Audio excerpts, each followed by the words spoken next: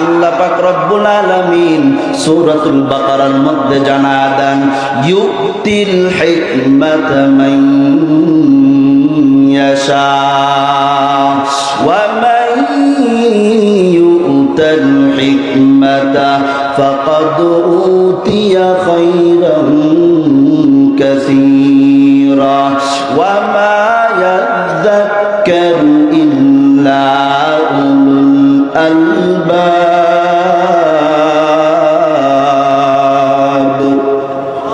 আমার আল্লাহ জানা দেন, আল্লাহ পাক যাকে ইচ্ছা তাকে হিকমা দান করেন। তাফসীরে ইবনে কাসিরের মধ্যে লেখেন, তাফসীরে জালালাইনের মধ্যে লেখেন, তাফসীরে মারিফুল কোরআনের মধ্যে লেখেন, হিকমা দ্বারা উদ্দেশ্য কি?